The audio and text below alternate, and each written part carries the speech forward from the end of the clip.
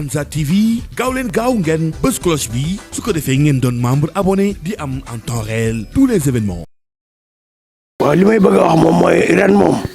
yaakaar nañu nag dana manqué ndax dafa dajeeg nawet bi yenn jur gi suurul yi ci des wax dëgg yàlla kenn mënu cee jot ndax prix bi dafa cher gars yi commencé na yéege ba nga xam ni nag yi daan jar ay 300 000 350 000 ay 600 000 nga koy jëndee ndax tamit loolu c'est raisonnable ndax nit it du jënd nagam di ko xont pendant 4 mois 6 mois ah di ko wanteer foog mu metti retard solution boobu mënul am lu tax mënul am solution boobu ma nga bañe ca jur ga bañe ci xont bi kilo ripaas gis nga li muy jar rakkal gis nga li muy jar jirgu gis nga li muy jar boo boolee lépp jël ko def ko ci jur gi ne da nga koy jaay lu yomb mënul nekk jur faat na muy yomb Touba boo bëggee dégg-dégg rek yaa ko laaj Touba xamuñu lu seer lu baax lañ xam na suur rek loo leen ko jaayee jaral na leen ko waaw loo leen ko jaayee jaral na leen ko na suur rek waaw loolu daal laa gis. mais man li may bëgg a wax mooy politique d'élevage bi ñu def au Sénégal man dama sentir une ségrégation waxoon naa ko fii ci taw ministre bi wàcc tam dëkk Bulal ma ne ko yéen da ngeen a sàggane Touba daral gu mel ni amul Sénégal daral bu ñu mur 500 mètres carrés def ci ay lampe def ci lu ne mu am lu ne mais état bi au lieu mu seet loolu dañuy lu xew ñu jël Dakar jox leen ko fan yii bi ngeen dee joxe bi ñuy joxe éléments yi di aider nit ñi ñun fi ñu ngi indil ripaas boo xam ne gerte la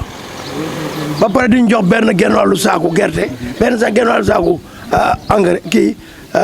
élément boo xam ne ñun bëgguñu ko loolu duñu ay dof gis nañu éléments yi ñu jox ci yeneen dëkk yi à Dakar da leen jox jarga bu baax ñun ñu indi ay éléments yoo xam ni xottu gerte lañ ko defee jëluñu ko ba pare ñu wax demi sac par yooyu mën ngaa yor ñeenti nag ñu jox la benn genn wàllu saaku élément lu mu lay jëriñ nañu essayé di yemale nit ñi. xam nga jur gi actuellement nii nawet la nu nekk te it ki yor juram nga xamante ni day xont di jaay xaalis bu bari ngir dundal nagam nag yi duuf lool tubaarkalla macha allah boo ko bëggee foog nga def ci xaalis waaw seeraay googu nag nun du nu def dara wax dëgg yàlla nun xam nga chaque année képp koo xam ne murit nga rek di ñëw di màggal si ngir jëmmi Sëñ Tuubaa da ngay ñaan yàlla rek yàlla jox la loo jëndee waaw waaye nag cher moom ku ne xam na ni dana cher du yomb boo bëggee nag bu baax dana cher parce que ñoom da ngay calculer ñoom it la ñuy jaay ci xont di nawet bii nga xam ne ñax mi ngooñ mi dafa cher ñax la ñu am moom la ñuy lekk kon du ñu def lu dul rek jënd ngir jëmmi Serigne Touba. ni mu daan tolloogu ni liñ daan gis man maa daan wàccee camion yi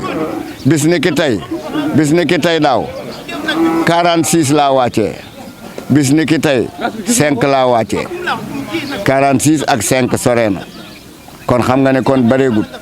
xaw ma nag xont daa amul ñëwaguñ xaw ma dana ñëw waaye li wérte wóor daal mooy bis ni ki tey daaw 46 laa wàccee bis ni ki tey 5 laa wàccee man maa yore constat bi loolu laa gis. Touba gi mënuñu am lu ko ëpp ci dara fii li ñu fiy jaay xajul fenn mais nous ne sommes pas aidés gars yi jàppale dañu war a ñëw le ministère de l'élevage comme la ma waxoon kee newoon naa ko di nga daanu parce que boo yoree élevage da ngay ñëw seet daral yi seet li nekk ci daral yi wax ak borom daral yi wax ak ñi nekk ci daral yi nga amélioré daral gi di leen jàppale adduction d'eau am électricité am lépp mbaar yi fi ne ngeen def ñu investir defar ay mbaar yu baax nag ren moom ku gaawantul du am nag yu baax yi mu ngi dem nag yeneen yi dañoo ñu ngi ci àll bi di ñëw duñu suur ndax dañuy lekk ci ñax mi door a jàpp du baax seen biir yi daw loolu moom bu yóbbu Sénégal yi xam ko bu ñu ñëw gouvernement bi na dimbale nit ñi ñu war a fay ñu fay leen ñi ñu war a amel ñu amel leen ab dëkk su amul xaalis du mën a évoluer te dafa mel ni fii réew mi xaalis dafay réer léegi dañ dimbale nit ñi taxawu leen jàppale leen fa daral gu mel ni mën nga fi def benn mutuelle chaque samedi ñu ngi dem daara mais mën nga fi financer 4 5 6 10 éleveurs fii bu ñu demee daara jënd le dimanche lundi mardi mercredi ñu jaay delloo mais yooyu moo mën a dimbale kuy yaay ak jënd mais ku toog fii am benn xar rek topp ci lu ñaar fukki fan mu door a jar xar ma ab junne cay topp nga lekk ko loolu du liggéey fii bu ne ñëw def ay mutuelle yoo xam ne dañ koy samp ci bunt bi ñun xamante nañ ñi mën a jëndi bu dimanche ñu tànn ñett ñeent juróom ku ne ñu jënd la fukki xar wala ñaar fukki xar ñun du doon leb gudd ku jënd xar daara boo ko indee fii bala mercredi nga fay mais fekkee ne nag yow da ngay toog di débrouiller rek di dem yàlla moo xam waaye ñun nag Touba ñu ngi sant yàlla bu baax. teelul ñëw du am nag bu baax nag bu baax moom daanaka amatu fi nagu yar yi fi ne moom la nit ñi bëgg te mu ngi jeex nagu caawa yi mooy ñëw te yooyu xam nga saa waay da ngay waaru te ñun ay murit lañu dañu bëgg di lekk yàpp wu baax yàpp wu duuf nag da nga koy xont di ko jox jarga di ko jox kiita di ko jox da nga am cox muy lekk di ko jox ngooñ ñun loolu lañ xam.